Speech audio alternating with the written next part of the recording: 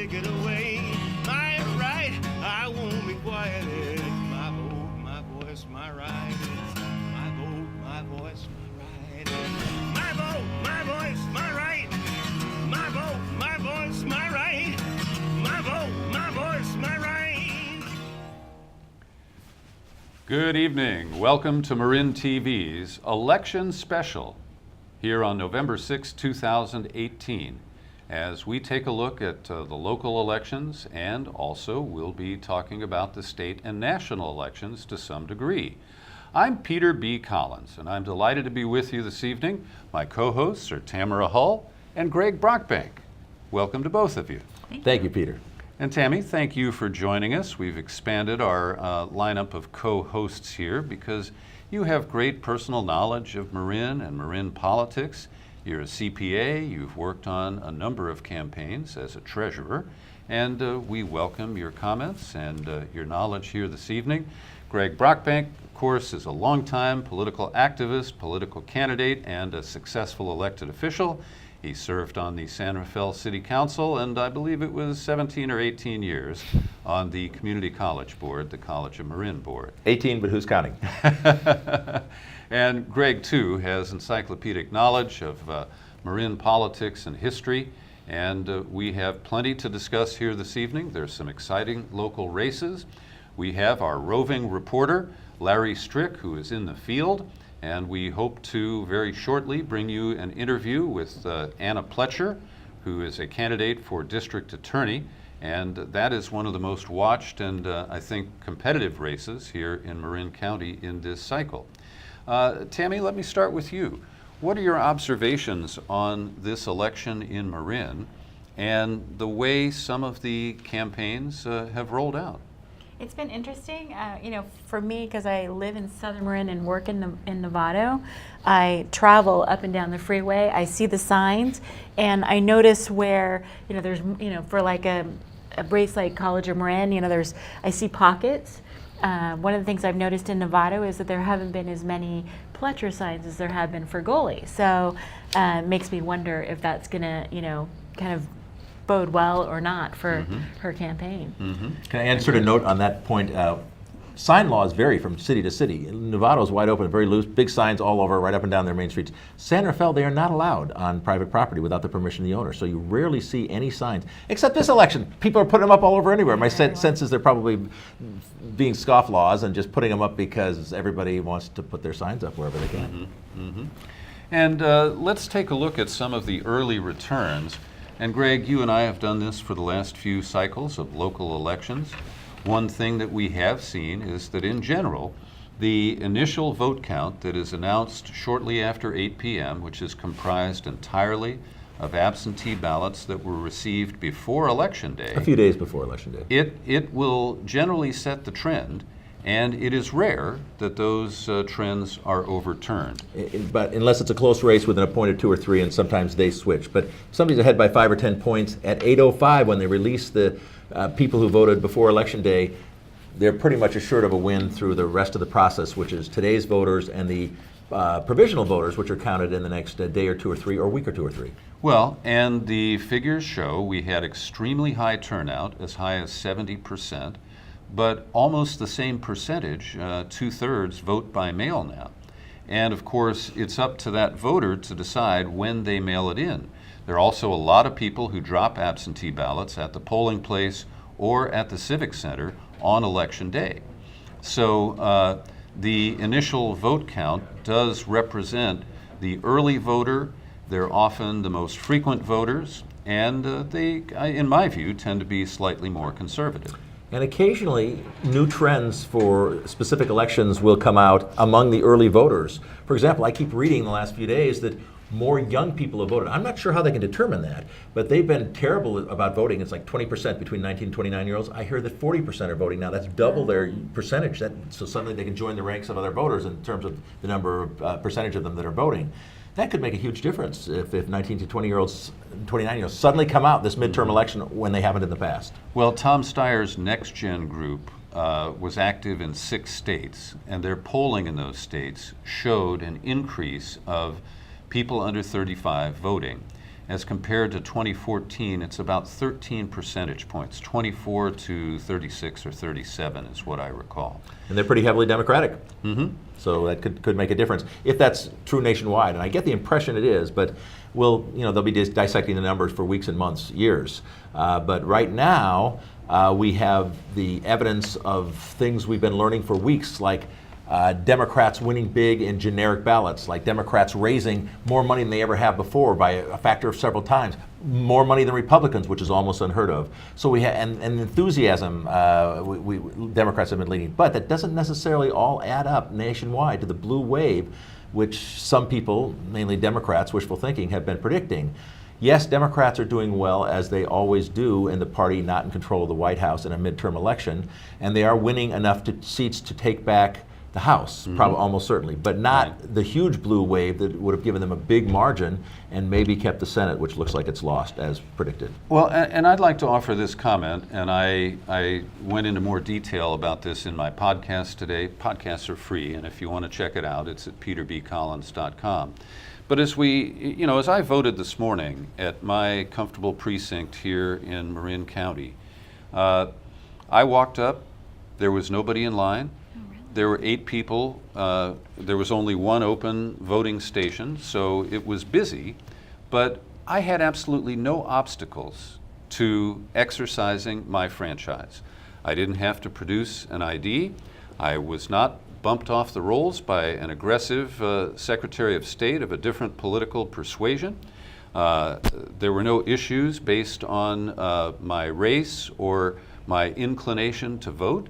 And when we look across the country, Georgia is the combat zone where Brian Kemp is the sitting Secretary of State, and voter suppression hardly describes what he has done. These impediments do affect the outcome of these elections. A lot of people kind of just shine it on and say, oh, they always complain about that. But Tammy, we see this playing out in state after state. And when the elections are this close, because our country is so divided, I refer to that as close enough to steal. And we have these claims of voter fraud that never pan out, and I believe they're a cover for election fraud. Now, one of the secretaries of state who thought he was going to control his election, Chris Kobach of Kansas, has been projected to lose tonight. And I find that a very interesting anomaly. Yes. The Republicans have been more and more blatant about what they call preventing voter fraud, and what Democrats call, I think more rightly what it is just voter suppression. They're saying, oh, we don't want any voter fraud. There is zero evidence of voter fraud. It is not a problem. But that doesn't stop the Republicans from saying, oh, you need voter IDs. We're going to purge you from the rolls if you miss 2 elections and ignore 1 letter. Other states, like California, you have to miss more than 2 elections and or more than 1 postcard. And they should not kick people off the rolls too easily. California has been a leader in expanding the right to vote, not closing it down like too many of these states controlled by Republicans. And Greg Palast, the scrappy investigative journalist from Los Angeles, he has shown that there are 340,000 voters in Georgia whose names were purged from the voter rolls who did not move an inch, not across the street, not across the county, not to another part of the state. Wow. And so that is election fraud. That's not, simply weeding out the people who passed away or the people who actually have moved. And Kobach managed the interstate cross-check list, which was based on the phony premise that people vote in more than 1 state. And certainly people move from state to state. But, one of the handful of people who was found to be registered in 2 states last time was Steve Bannon. That's true. They had a little problems there, but it's easy to make up things like, well, there are 2 people by the name of blankety blank, which is a very common name, or they have the same name as somebody that's on a no-fly list in another state, or was convicted of some crime or something. That's no reason to kick these people off the list. They should be able to show up, vote, but if too many obstacles are put in their path, they just they'll show up and they'll turn around and go home, or they just won't vote if you create problems. But let them vote provisionally and then check to make sure that they haven't voted anywhere else and that they're indeed legitimately registered. That's what we do in California. That's what states should be doing to encourage people to vote rather than wrongly restricting their ability to vote. Yeah. So let's turn to the initial returns here in Marin County tonight. And one of the most closely watched races is the district attorney race, where Anna Pletcher and Lori Frugoli are competing for the open seat created by the retirement of Ed Berberian. Tammy, what's your thought about the way this race ran? The early numbers show that Pletcher did pick up ground from where she was in the primary. The count there was 48.5% to 30%, and it's currently 55-45. So Pletcher did pick up support as the universe of voters expanded from the primary to this general. I think she had to get a higher percentage than she got to overcome the 20-point deficit she suffered in June. And she looks like she got a higher percentage of the new voters in November, but not high enough to overcome that huge lead that Lori started out with. What do you think, Tammy?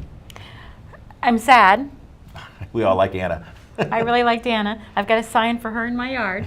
And, so I was really, really working, I personally was, campaigning and getting people to vote for her. So I'm hoping that, the votes when they come in will change it.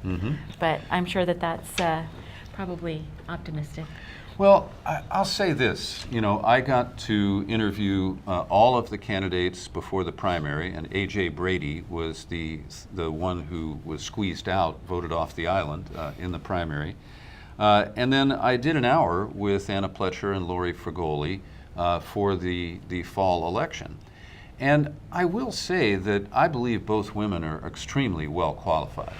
And I don't have any doubt that whoever does win, and it looks like it's Frugoli, is quite capable of managing the office. And I also think that Anna Pletcher made a huge impression by challenging the status quo on rape examinations being conducted in Vallejo. That's an issue most voters had no knowledge of. Talking about restorative justice, talking about prosecution of environmental crimes, and also noting that the residents of Marin County have very little information about what goes on in the district attorney's office. You can't go to their website and get clear data on recent prosecutions or convictions. And so all of those things that Pletcher raised, I think Lori Frugoli very skillfully turned and said, of course, yes, me too. Not the same me too with the hashtag, but I think that she was skillful as a politician. This is the first time either of these candidates has run for anything, and I think they both demonstrated a real awareness, strategic messaging, and identifying their political bases and working to expand them. So just purely on a political science basis, I think this has been a fascinating campaign, and I think both sides worked very hard. I have some comments on that, but we have a quick decision to make. We can either continue to wait for Larry to see if he can set up this in-person interview with Anna, who is just vacating her election night party, and there was a note on our screen about 5 minutes ago saying that they were delayed. Or we could take our first scheduled guest, who is right on time. Let's ask our staff to bring Jennifer Ranks into the studio right now. Okay. And we'll get her set up for a conversation. About the Marin Healthcare District, which, let me give you a 10-second introduction, has had many battles over the decades, but this year has 6 candidates running for 3 seats, 2 incumbents. Jennifer Ranks herself, whom we'll meet in a minute, her longtime colleague Larry Bedard, who used to be on opposite sides of the battles 10, 15 years ago, but now are on have all come together. And then there are 2 surgeons fighting for that 3rd seat, along with Melissa Bradley. In the absentee results, Brian Sue, one of the surgeons, has a narrow lead, but he lacks a ballot statement. I found that surprising that he might win. I know that Jennifer Ranks and Larry Bedard wanted Brian Sue. He's sort of the insider and been on some committees and was all set to go. And I think not having, let's have Jennifer Ranks come in and have her talk about her race and the other candidates, and congratulate her on her apparent re-election. And it looks like she's just coming in now. Dr. Jennifer Ranks, Hi. welcome to Marin TV. We'll get your microphone on, and then people can actually hear what you're saying. It's nice to have you with us here this evening. Thank you all. We're just mentioning the candidates in your race, and congratulations on your apparent re-election, as well as that of your colleague Larry Bedard. Yeah. And the 3rd seat is very close. I didn't think It Brian is very Sue would do close. that well because he doesn't have a ballot statement. I know, but Brian's a known entity. He's been involved with the district. He's been on our lease and building committee. He's been involved with Marin General Hospital Foundation. So, you know, he's been around. The 1% but- around Marin I General. know, and he meant to get his ballot statement in, and it had been like no other contest where nobody else was running, and then he missed the deadline because he was in surgery, and it was unfortunate. Gavin Newsom or is projected the winner without a ballot That's so statement. surprising. Surprise, surprise! Yeah. But let's talk about the Marin Healthcare District. Okay. A huge bond measure was passed a few years ago. You're in the Yes. middle of building a whole new hospital That we that's are. projected to be done in a few years. Yes. It's on schedule and on budget. Yep. And that's a major project for you and your colleagues. What else is going on? Well, we just signed our strategic affiliation agreement with UCSF. So we're really looking forward to that and what that's going to do for us. It's going to help us with our IT situation. It's going to bring some capital into the hospital. And it's also going to really bring a focus of population health. So they're going to bring some clinical and data analytic expertise to the district and the hospital that we don't have by ourselves. So as the game is changing, it's not about filling your hospital beds anymore. So now it's about keeping people healthy and keeping them out of the hospital. And that's sort of a different sort of funding support mechanisms for hospitals. But as we get into, like, you know, ensuring capitated lives and things like that, we want to keep people from having to need hospital care. We want to give them the primary care that they need and treat things early so they don't advance to needing emergency department care or, you know, necessarily inpatient care. But, you know, where they need it, we're going to have that available. But in general, if we can catch disease early, and we can treat it early, everybody has better outcomes. And we save money. We've really got to figure out a way to do healthcare cheaper than we're doing it now. That would be nice. And you think they could start with the Marin Healthcare District, huh? Yeah, well, you know, I mean, we're doing what we can, but increasing access to primary care, increasing access to prevention, and focusing on all that stuff, we hope will really help. We do have to pay attention continually to pricing and what's happening with that. We're having a shift in our payer mix. We're having more Medicare patients and fewer, you know, privately insured patients. So we really need to get more efficient with what we do at the hospital to be able to, you know, not run in the red and to stay financially solvent. And would you say that the efforts to scuttle Obamacare, have they had any direct impact at the local level? At the local level. Well, you know, to the degree that fewer people are going to sign up for private insurance, then we will see that. You know, if we've got more uninsured people coming into the hospital, especially if they get diagnosed with a catastrophic illness and they don't have insurance and they present to us at the hospital, then it can end up being charity care, and that can be really expensive for the hospital. So, you know, I'm hoping that the repeal of the individual mandate, or the, you know, I don't think they called it a repeal, but they've, you know, they've taken that away. Yes. You know, I'm really hoping that that doesn't translate into fewer people getting health insurance, because I think it's really important. But we also need to keep health insurance affordable for people, which is a really big thing. We have to keep those co-pays affordable, because there's some people like, I could either afford health insurance or I could afford some health care. Yeah. And that's a horrible position to be in. Yeah. You know, so we really don't want to see people in that position.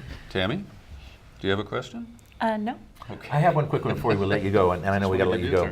Sure. Going back 10, 15 years, when the battles raged on for years and years around the Marin Healthcare District, and I remember we were on the same side of saying, Sutter is very bad, they're horrible, and we were right on that. They were Yes, we horrible. were. And then the other side came around to agree and learned that we Yep. were right. But on the other hand, they kept saying that, but we need to have this private board. And many of us wondered, in a democracy, in a republic, you elect representatives that hire the people that run the hospital. Why do we elect our representatives and they hire the CEO, but then there's also this private hospital board? That really irks some people still. And I know it still does irk some people, but let me just say, there's a difference between sort of running a hospital and running a county government or a local city government. You know, if I want a building permit, I got to go to Fairfax. That's my only choice, right? So it doesn't matter even how well Fairfax runs their building department. That's where I'm going. When it comes to healthcare, you actually have the option of choosing where you're going to go get your healthcare. So, and it is a competitive business. So being able to have a board that's expertise based, that's not elected, that doesn't turn over, that's not sort of subject to the political winds and tides, gives the hospital a lot more stability. We recruit people with expertise, you know, whether it's somebody that's run LA Children's Hospital or somebody that's run San Francisco General Hospital. We've got those people on our board. We've got people with expertise in HR and information technology and architecture, and you know, we've had this variety of expertise in our board. that you just don't always get when you have people that are elected to run something like that. So I think we've struck a really nice balance between the public side and the private side, where we're able to not have Sutter and Kaiser sitting in on meetings where we're planning what we're going to do, the hospital is and all of that, because they were at all the district meetings when the district was doing everything. And we're not at their meetings. So if you look at the other hospital systems we're competing with, they're not being run by elected boards that may or may not have the skills they need. So even a doctor-dominated board, do we really want everything to be about what the doctors want? I don't think so. Well, I think well, we Jennifer, really want to focus on the patients. We saw an unusual insurgent candidacy this year, Yes. as a well-known local realtor, Melissa Bradley, ran for the board, and she offered a very personal campaign message about her own experience at the psychiatric unit at Marin General. And without asking you to comment on her personally, did the issues that she raised resonate, or was it more anecdotal, and was her experience anomalous in your view? Well, she talked a lot about experience up at the jail system too. So I don't want to get those And a two. divorce and domestic abuse, which has almost nothing to do with Marin Yeah, and Healthcare I don't District. want to get all of that confused. I think we can always do better when it comes to dealing with people who have suffered trauma, and dealing with people who need mental health services and things like that. And I think that that's an area where I'm not going to say we're doing the best that we can, because I think it's an area where we're always going to need to work to continue to improve what we do. I think one of her points was that diversity is needed among the board. More than any other elected body, perhaps, the Marin Healthcare District Board has professionals. A whole lot of doctors, as you know, have been elected Right, to your board. right, and A whole lot of nurses, some PhD researchers like Right, you, yeah. and very few others. All right, no, a couple of things on that. I think diversity is good, but I also think you need to actually understand a lot about healthcare. It is complicated, unlike our president, who's like, who knew, right? Well, I know it is. It is really complicated. I mean, if you were to design a healthcare system, you wouldn't design our healthcare system. This is like not what you'd sit out and design. So there's a lot of things at play and a lot of factors that have brought us to where we are. But it's a complicated system, and it changes all the time based on government regulation and reimbursement. So it's kind of a shifting ball, so you need to stay on top of it. I don't think it should be doctor dominated. I think at the end of the day, we really need to focus on the needs of Marin County citizens, and that's really what I want to do. First and foremost, they are our constituency. This hospital belongs to them. Well, Jennifer, thanks for joining us here tonight. Congratulations on your apparent victory. I And hope so. let me just thank you for serving. Oh, thanks, Peter. Because, we need people who are competent and committed to serve in these positions. And it's clear that you're both, and I really respect that. Thank you. And thank you for doing what you're doing tonight and, giving us commentary on all these elections. And I hope everything works out well for the future of our country and our Indeed. county. You too. Jennifer Ranks, here That's on my mic, our yes, Marin thank TV Election Night Special. We've just gotten word from the control room that Larry Strick, our roving reporter, he and his technical assistant, Tom McAfee, are having some problems getting the uplink connected to the control room, so we'll be standing by for that field report when it becomes available. And in a moment, Greg Nell is going to join us. He is a candidate for the Marin Municipal Water District Director position, and he has raised some interesting issues in that race. So we'll be getting to that here in just a moment. And we do invite you to, we know you've got a powerful remote, you're there on the couch, you got many other options, there's a lot of election coverage tonight. But as Jennifer pointed out, nobody is covering Marin politics in the detail that we are. And so we understand you can surf back and forth, and the crawl on the bottom of the screen is providing the very latest information that we have on the election returns. You can also, of course, go to the Marin Registrar of Voters website at marincounty.org. It's featured. MarinVotes.org Oh, is the okay. Registrar of Voters website. All right. Well, I pulled it up on another page, All but right. it's on the county websites, and you can find that, and it will keep you up to speed as the returns come in. And let's just recap the initial numbers in the healthcare district race. Jennifer Ranks is placing first with about 27%, 16,000 and a half votes. Dr. Larry Bedard in second place, 25%. Who we'll hear from later this evening. Yes, and Dr. Brian Sue is in third place there with 17%. And there are 3 positions open with 5 candidates. But the number 4 position is right behind the number 3 position, the other surgeon, Dr. Edward Alfred. You're right. A couple of hundred Yeah. votes. Yes, we So are. I think we are ready for Greg Nell. Let me set the scene on his race. Greg Nell is a longtime San Rafael School Board member and community activist, quite an impressive resume. Surprised a lot of people by coming out and running against a even longer-term incumbent Marin Municipal Water District Board member in one of the divisions. He's coming in to, I think, join us right now. So it created quite a stir when we have 2 well-known, longtime elected officials running against each other, this time for the Marin Municipal Water District. Welcome, Greg. Thank you for coming in. You can talk now. Your microphone's on. Welcome, Greg. Well, thank you very much. It's Thanks for being always with great us to here see this you evening. guys, and we got the green light on that radio project for Okay. the high school district, so we'll be seeing a lot of each other. So, Greg, talk a little bit about you've been serving on the San Rafael City School Board for over 20 years, right?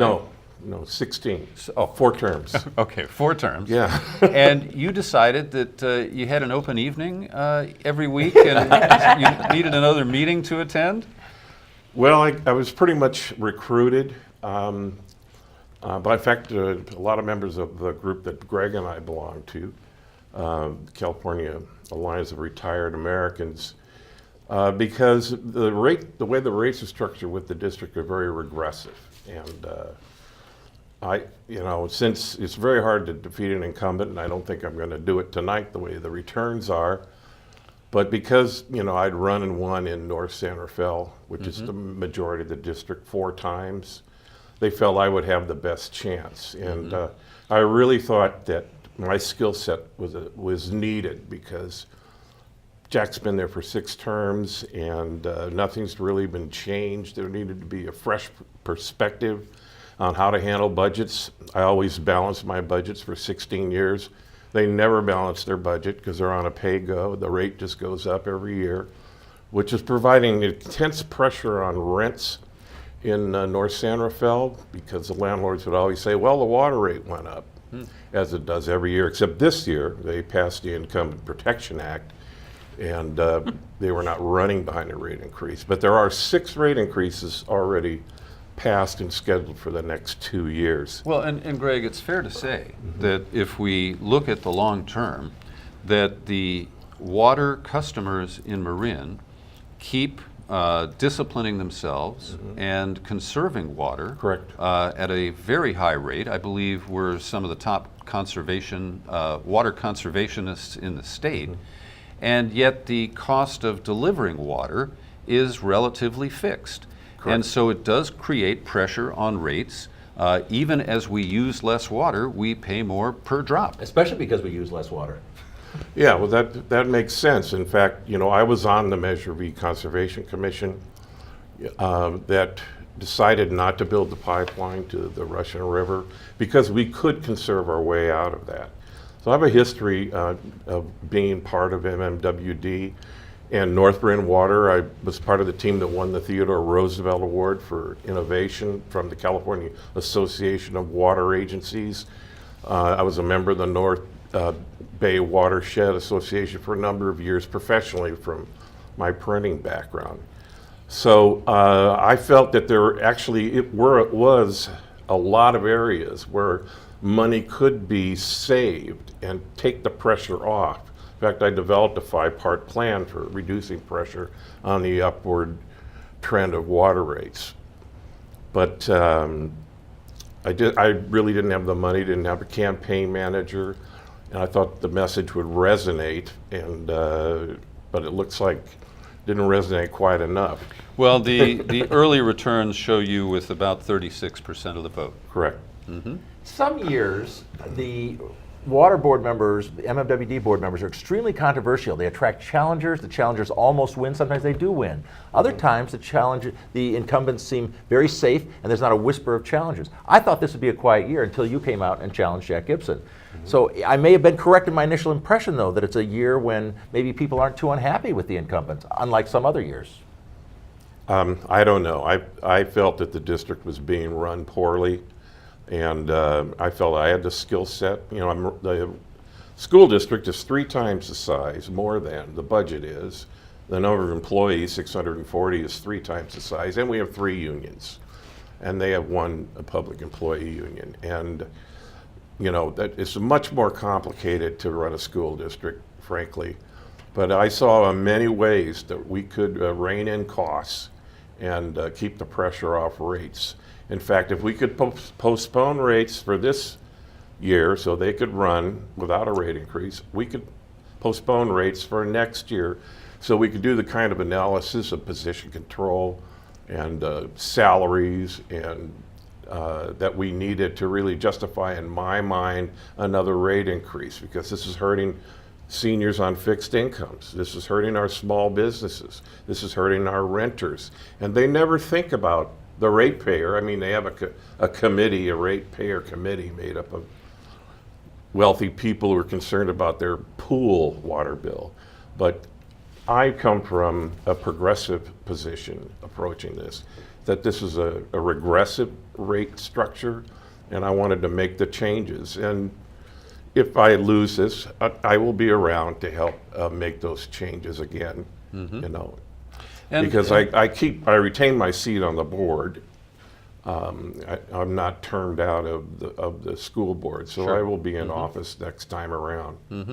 And what is your take on the court case that Monsanto lost, naming glyphosate as a factor in the cancer that the plaintiff in the case contracted working as a groundskeeper at a school district? Well, that's certainly the case, and is actually a fact, despite the fact that Monsanto was fighting it.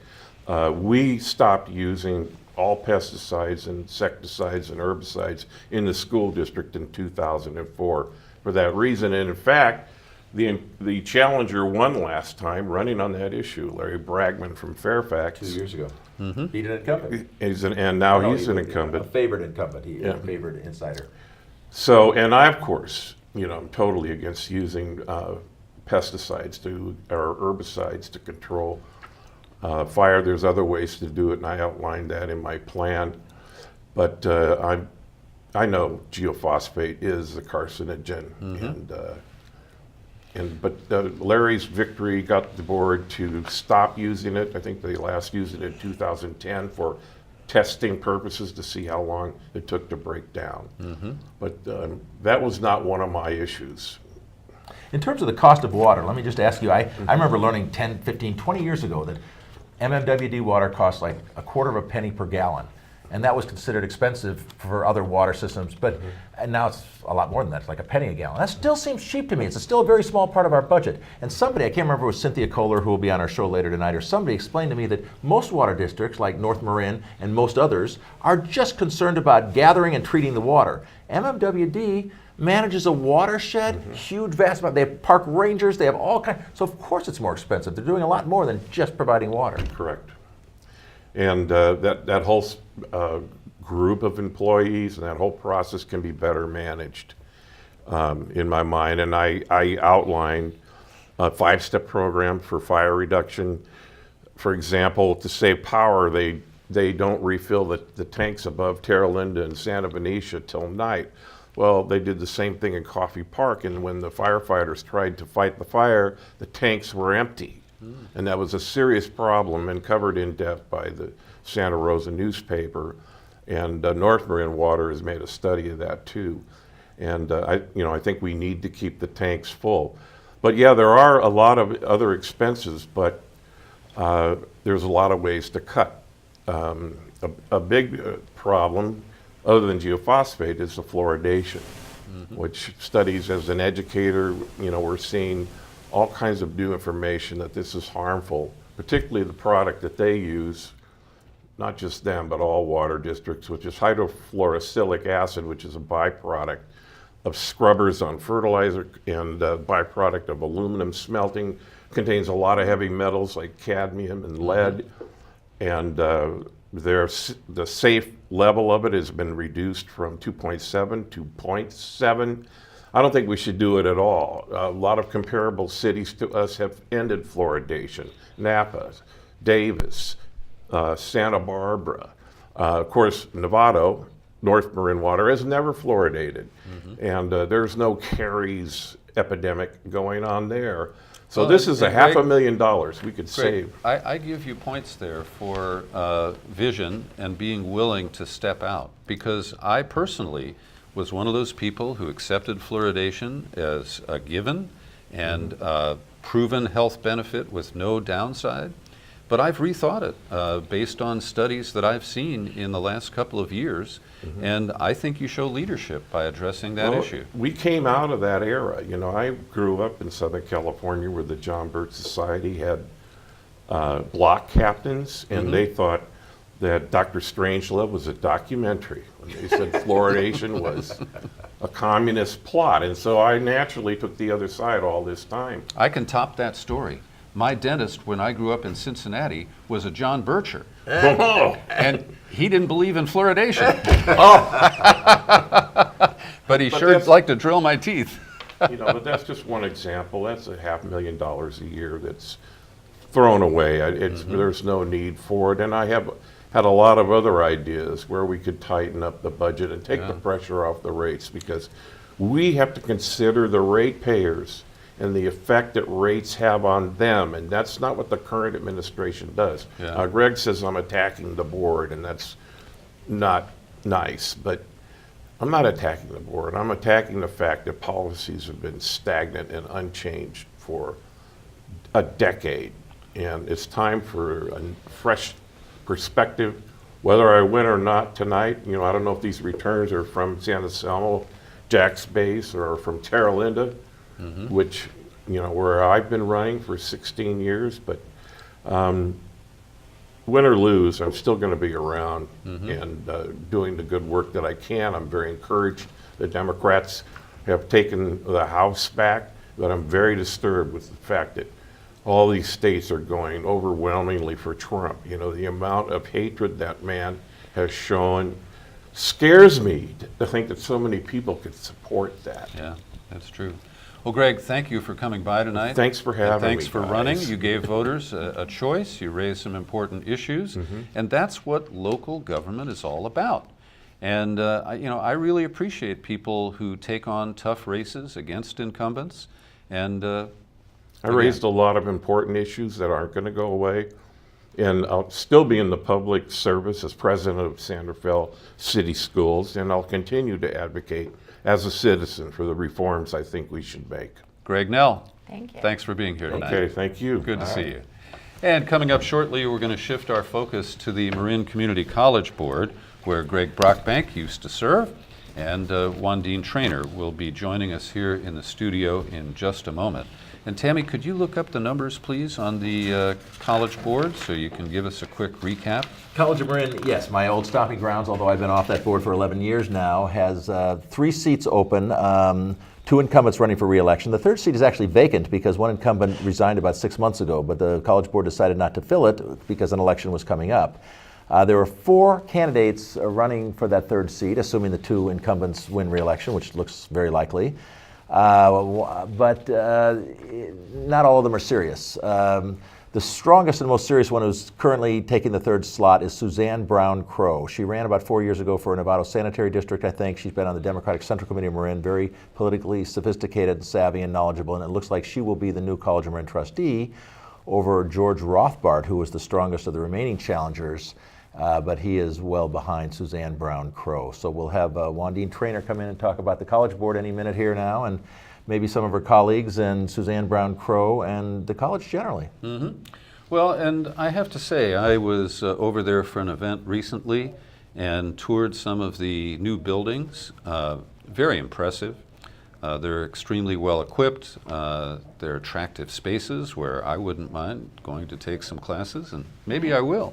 Have you ever taken courses at College I of Marin? did my first couple of years of my college degree at College of Marin. Oh, you did? At nighttime, yeah. So going back and seeing the classes, the classrooms now, and watching the building be built because my son went to school down the street, definitely a great improvement. Yeah, I missed the taco joint, but That's true. You yes. and Barbara Dolan.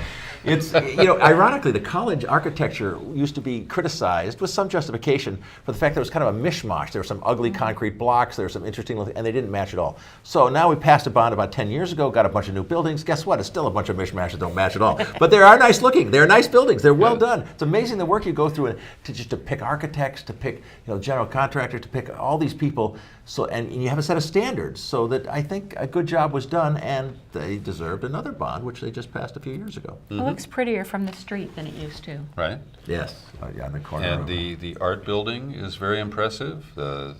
I think there's a new theater there. The theater is really nice. So, Actually, it's no new theaters. It's they renamed the big theater the James Dunn Theater a few years ago, and they still have the little studio theater downstairs. Yeah. They made a new fine arts building outside it, so it reserves the old building just for performing arts.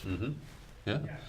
So, yes, Yes. we're ready for Wandine Trainer joining us here in the studio. And she is currently in second place in the rankings of the initial returns that we're seeing tonight, with about 24% of the vote. Wandine, thanks for being with us. And congratulations on looks like your re-election. Thank you, thank you. Thank you for having me. Not that there's ever any doubt. I'm wondering if Diana Conti's first place showing is a carryover from her run for assembly 4 years ago, which gave her some name recognition, having run for state legislature. I'm just guessing. Could well be, and she's also done a lot in the community. And, She has. As have you, and you've always done very well, and you are again tonight. And Suzanne Brown Crow looks like she's going to get the third seat. That's what it looks like, yes. Yes. And that's exciting, and I think it's helpful that three strong women coming in, and I think we will work well together, so I'm looking forward to that.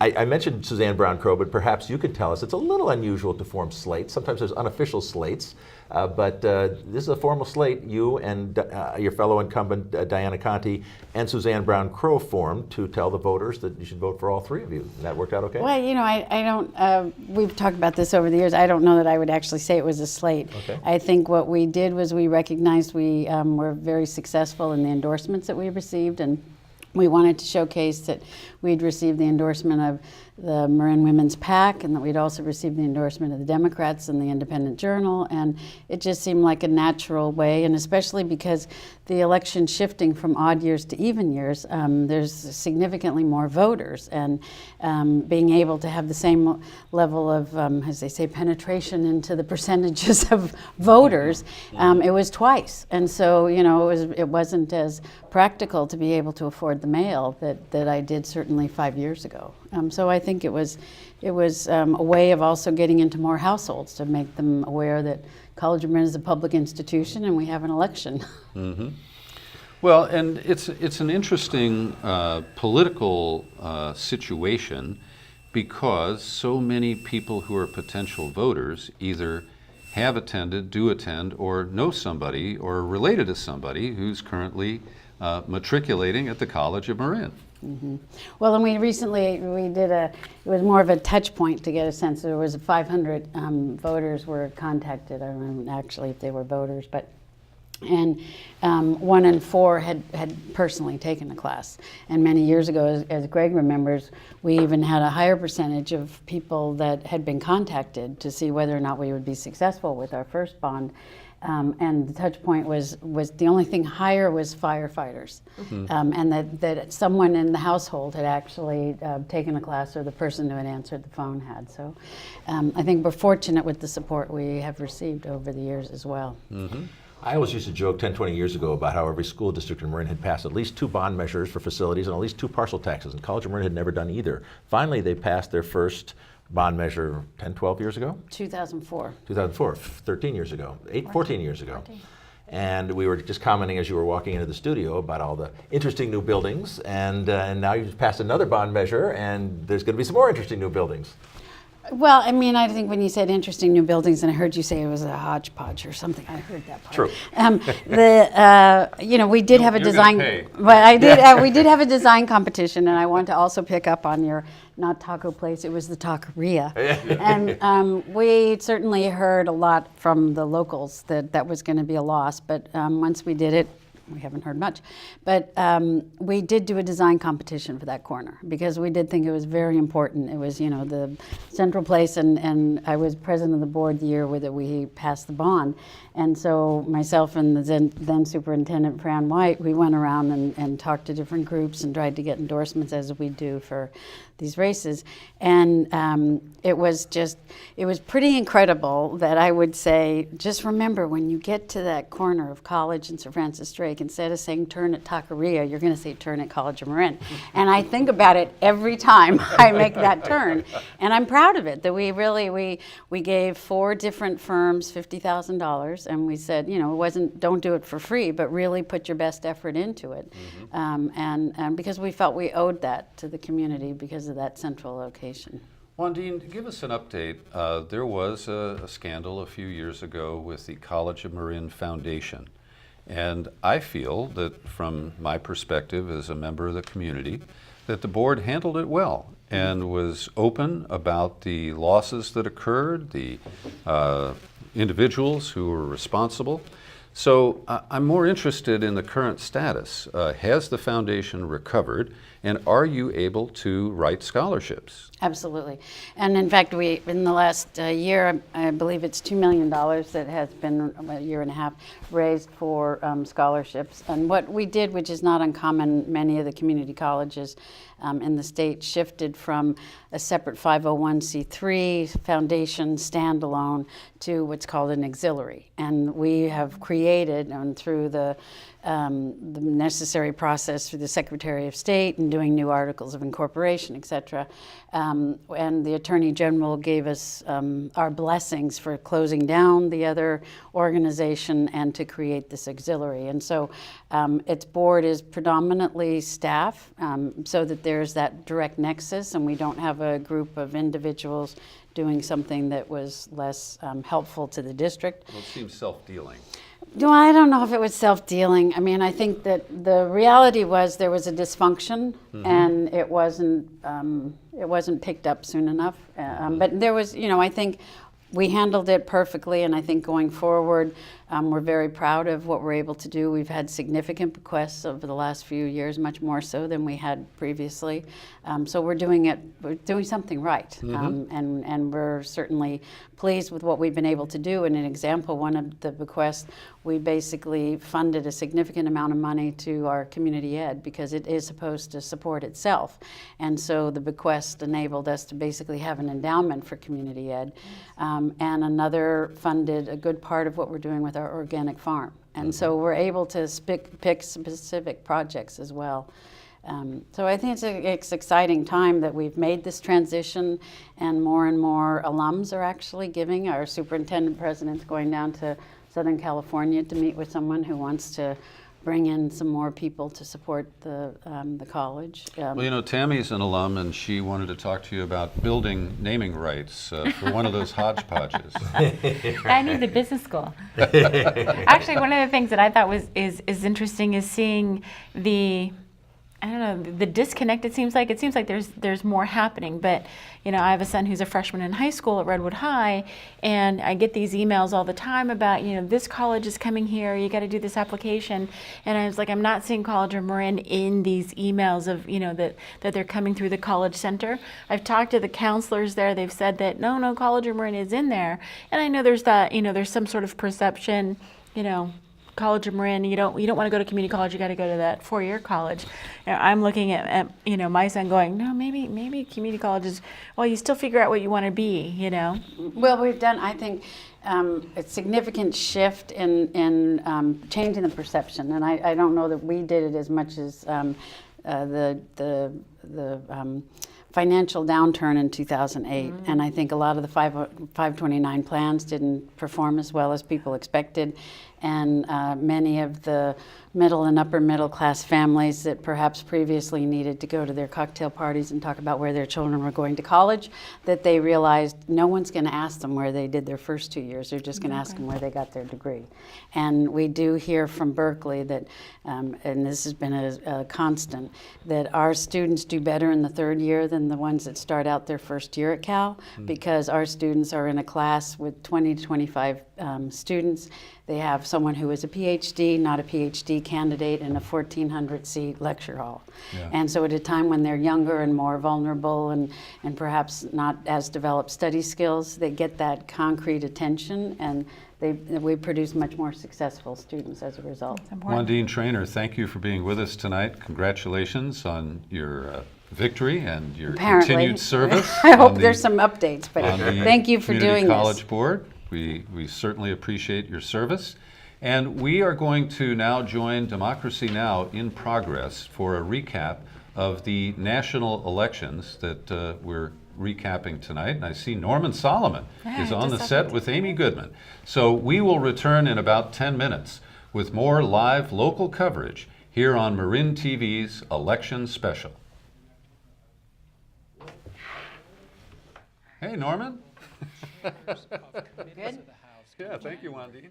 30 more of them will be chairs of subcommittees of the House. And it goes to Jeremy's point that they have tremendous potential, but they're immediately going to hit headwinds of don't push too far. There's a leadership of the Democratic Party. You don't want to rock too many boats.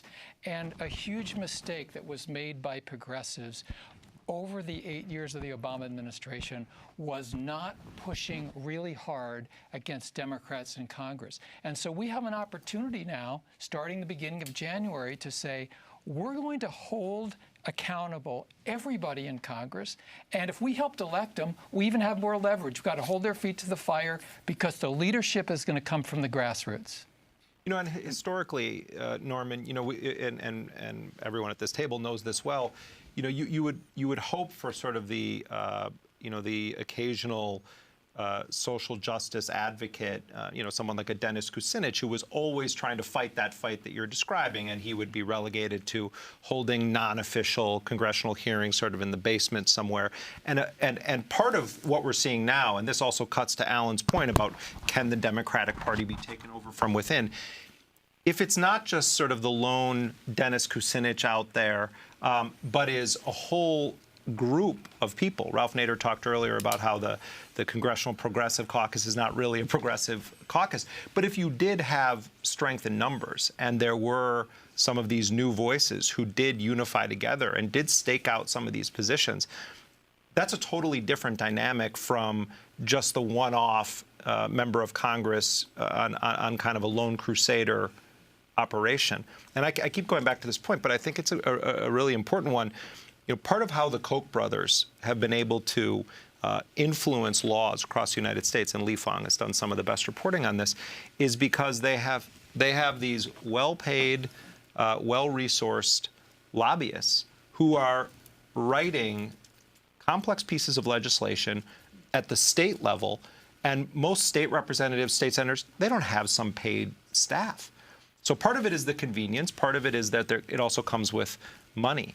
But you know, that was one of the things that I think Alan mastered particularly in the 90s, where you're going after, you're surgically going after, for instance, the foreign training and military sales to a particular government. You can win those battles. Progressives and social justice advocates can win battles, but we have to up our game and understand the policies and actually read the legislation. Yeah, that's one of the ways that the right has gained ground. They own that universe. Yeah. Oh, sorry. We Amy, have John Nichols now on the line from Madison, Wisconsin. John is a political writer for The Nation.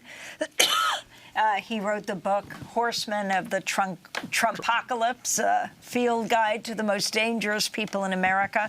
John, we only have a minute or two, but if you can explain what's happening right now in Wisconsin, where, according to the news reports we have, it's an extremely close race. Wisconsin Governor Scott Walker leads by 0.1%, or about 2,400 votes, over Tony Evers, with 92% of the precincts reporting. Yeah, I mean, I've got, and remember, we're getting different figures in different places. I've actually got Evers up by about 5,000 votes. Mm-hmm. And so, you know, we will watch this as the night goes on. Here's what we know. In a very intense race for governor, and it just by the totals just updated again, and now Walker is up by exactly 1,000, literally with the vote or so. So it's essentially a tie. And we still have about 7% of the vote out. It is in some rural counties, which are probably likely to back Walker. There is a small percentage out in a couple of urban counties that could be good for Evers. And again, within the counties, we don't know exactly what town is out and what town isn't. And so the fact of the matter is that Tony Evers, the state superintendent of public instruction, who has run actually a very progressive campaign in a ticket with Mandela Barnes, one of the great figures in the Wisconsin uprising, a young African-American leader who's been very active on a host of issues. They have wrestled the governor to essentially a tie. John, we have less than a minute, so if you could, and then, of course, we'll continue to cover this tomorrow on Democracy Now! Absolutely. The one thing I will tell you is that if it keeps going this way, you'll have a recount. Wisconsin has strong recount laws, and this is just a quite remarkable circumstance. It's been a very long night. Tammy Baldwin won a big victory in the race for the Senate, and it's very likely, it just appears, that Baldwin's strong victory has helped to pull Evers along, and we will see where the final count goes. Well, thank you so much, John. John Nichols reporting to us from Wisconsin. Yes, it's just about 1 o'clock on Wednesday morning, the end of our 6-hour special election night broadcast. It's been an historic night. Democrats have taken control of the House of Representatives, flipping more than 24 districts across the country. Meanwhile, 3 Democrats lost their Senate seats: Heidi Heitkamp of North Dakota, Joe Donnelly of Indiana, and Claire McCaskill of Missouri. From coast to coast, it was a night filled with firsts for women, particularly women of color. For the first time in the nation's history, there will be more than 100 women in the U.S. House of Representatives after a slew of women candidates won their races. Among them, Deb Haaland in New Mexico and Sharice Davids in Kansas, who made history by becoming the nation's first Native American congresswoman. Rashida Tlaib in Michigan and Ilhan Omar in Minnesota became the first Muslim women elected to Congress. In New York, Democratic Socialist Alexandria Ocasio-Cortez has become the youngest woman ever elected to Congress. Democrats lost hotly contested races. In Florida, Democrat Andrew Gillum conceded the race to Republican Ron DeSantis in a closely watched governor's race. In Texas, Republican Senator Ted Cruz beat out his Democratic challenger Beto O'Rourke. In Georgia, Secretary of State Brian Kemp is holding a sizable lead over Democratic challenger Stacey Abrams, who is vying to be the first African-American woman in U.S. history. That controversial race was marred by widespread allegations of voter suppression carried out by Brian Kemp as Secretary of State. Many are calling on Abrams not to concede, given the widespread reports of voter suppression. Back in Florida, voters approved a historic ballot measure to re-enfranchise 1.4 million Americans with felony convictions. Missouri and Michigan voters approved marijuana legalization measures. Massachusetts voters approved a measure to protect key rights for transgender people. Oregon The oil and gas industry poured tens of millions of dollars into lobbying around both measures. And that does it for our broadcast. Democracy Now!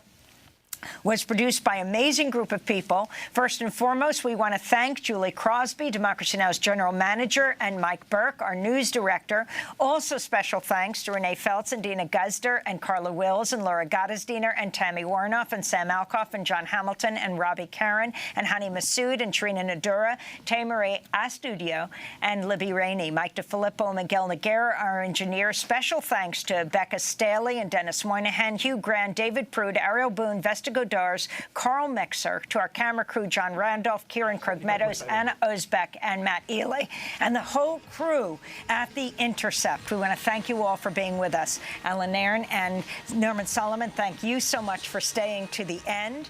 And Jeremy Scahill, thank you so much. And Lee Fong as well, thank you for being there. And Nermeen Sheikh as well, our co-host. And, of course, Juan Gonzalez and Camille Baker. That does it for the show.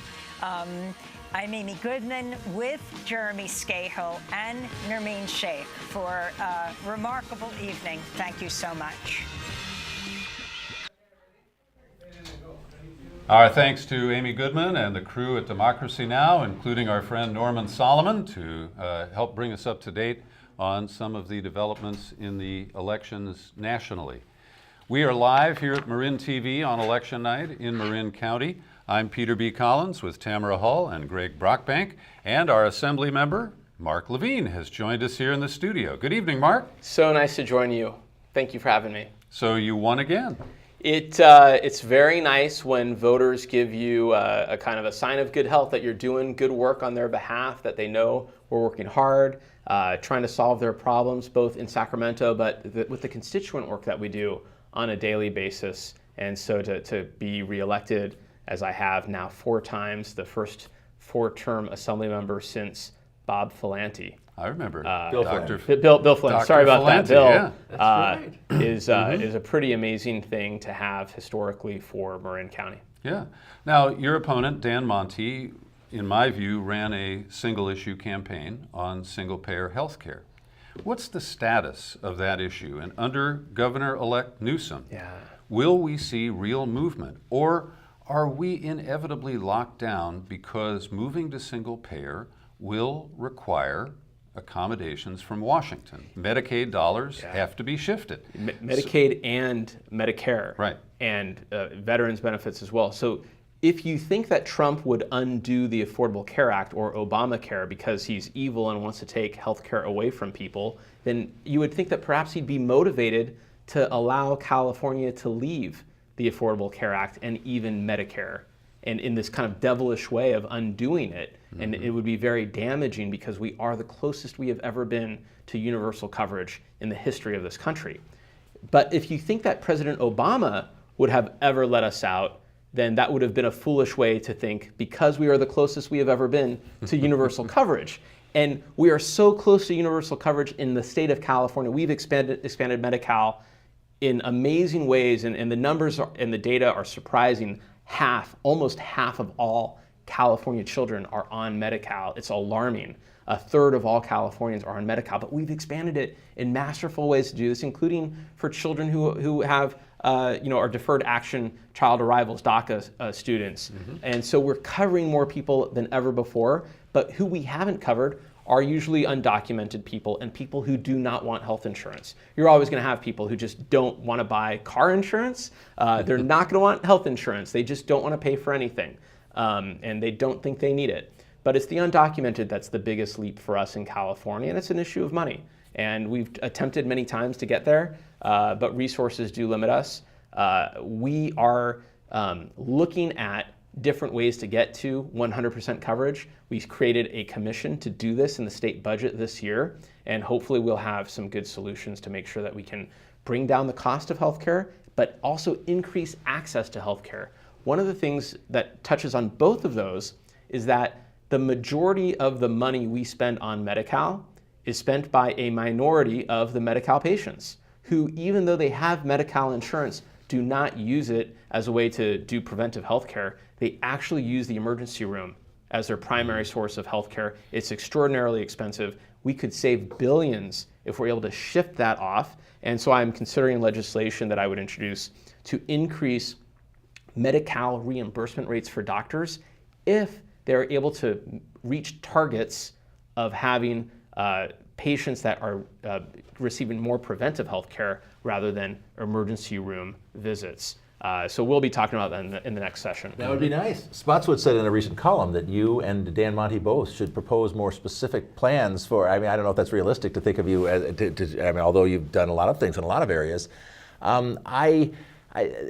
I think the biggest misconception that opponents to single payer have, and I keep seeing in writing that you're a supporter of single payer, you just didn't support SB 562 because maybe you didn't feel the financing was sufficiently detailed or ready yet. Yeah, well, even the author withheld the bill ultimately. There was just no way to figure out a way to actually pay for it. It was, in a sense, a resolution saying that we want to do single payer. Single payer is one way to get to universal coverage. There are many different national health care plans used by countries, developed countries, lesser developed countries around the world that in some ways do healthcare better than we do in the United States that we can learn from. Single payer is one of them. So we need to figure out what all those tools are. I'd love to get to a national Medicare for all situation that would not require the federal government allowing us to opt out of Medicare. I just wish we could dispel one objection that is frequently raised. In fact, I've heard some of your staff members raise it, and I heard you raise it earlier, and a lot of people, we can't do it, it costs too much. Wait a minute, the University of Massachusetts study recently said we would save a fortune if we went to single payer. So this idea that we don't have enough money is... is... It would cost too much. It's how do we levy the money to pay for this? So some people will be paying more. Only Other people, only rich people. And some people will be paying less. And we have to levy a tax to do this. Very difficult and challenging to do. So there are ways that we are getting to 100% coverage that are actually possible. And when we look at, for example, what's happening nationally with Congress, Democrats have retaken the House. But are these Democrats that even want to get Medicare for all? We have that situation in the state legislature where we don't have 2/3 control of both houses. We may not have after this election is finished. It is not likely that we would be able to get Republican votes to do these things, but we can get to 100% coverage if we are creative, if we are exhaustive in our work, if we find a way to make sure that we can expand healthcare. And we are doing that work, and it's a very positive thing. And I think that to be more of an ideologue that there is only one solution that will help us means that we end up missing on a lot of good opportunities. Tammy? Well, I was just, as you were talking, it made me think, I know we talk about it as single-payer healthcare and all these different other terms, but I think Medicare for all is maybe how it needs to be renamed, because I think people understand that better. People do understand it. Medicare itself is not a single-payer model. And to the point of some objections about SB 562, that with Medicare, you can have your services and provision of healthcare given to you by Kaiser. Under SB 562, Kaiser would not exist as it currently exists. And so that is an issue for a lot of Californians who do use Kaiser. It's a successful model of healthcare provision. It's an affordable one as well. And so there are many very practical objections to the prescriptive nature of that bill that ultimately was unsuccessful, that they couldn't figure out a way to get it done. And that's not to say that we throw that solution on the scrap heap of healthcare solution history. It's that we need to approach this in a way that we're not making a political statement, we're not promising people something that we can't deliver, but we're actually going to improve people's healthcare. Mark, let me ask you a two-part question. I can't recall that we've ever had a governor who came from Marin County and has a residence here. Yeah, it's exciting, very exciting. But Gavin Newsom has upset members of his own party, first with marriage equality in San Francisco. Barney Frank told me that Nancy Pelosi ordered him to call Gavin and say, stand down on that in 2004. And as lieutenant governor, he led the commission that wrote Proposition 64. So he is willing to break the status quo and move forward, sometimes faster than his own constituents and his own caucuses. So what is your forecast at this point on whether the visionary Gavin Newsom will dial it back in order to govern, and particularly if he doesn't have the supermajorities in the two houses as you're suggesting? Well, it's early, so I'm hopeful that the Senate will get a supermajority, but the supermajority of Democrats is not monolithic in ideology and political outlook. We represent many different parts of the state, so we look at issues in a different way given that our districts are so different. My colleagues in the Central Valley who have double-digit unemployment while I've got 2% unemployment in Marin County, we're going to look at issues differently, and that's natural. But I remember February 2004 very well because I was married that month in San Francisco, and so to be caught up in all of that was exciting for my wife and me, and as a San Franciscan at that time, it just felt like the right thing to do. Mm-hmm. He didn't run ahead of his constituents there. But you need to have strident leadership. Particularly in a state like California. We want to lead. That is in our ethic. That is in the culture. We want to lead with our values on that particular issue that was absolutely clear. And I think we led, while Vermont and other places were ahead of us on marriage equality. But we still, it's California. We're a light for all the world. And I welcome that. It will, of course, take some politicking and working with the legislature to bring along on some of those things. And what about Governor Moonbeam's pet projects? Will high-speed rail and the twin tunnels be built under Governor Newsom?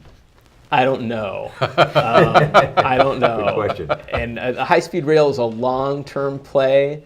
It's difficult, given that we've got such a Marin-centric worldview. We really do. But when we're talking about, as I did, double-digit unemployment, there's very little economy in the center of the state. There's also a smaller population, lower wages, but we have a very hot economy here, a very big housing crunch here, a lot of jobs here, and a lot of stress and strain because of it. But if we could move some good paying jobs to that spine of high-speed rail in the center of California, where it's not as difficult to do housing and to lower the cost of living for people, high-speed rail could be the backbone for that economy. We just need another $60 or $80 billion. I was just going to say, I agree with you in principle, but yeah, it's going to cost more money than we think. It's going to take longer than we think. And it's a plan to undo it in 2 years, isn't there? The point was always that private capital was going to come to this. We haven't seen it materialize, and there's a number of reasons for that.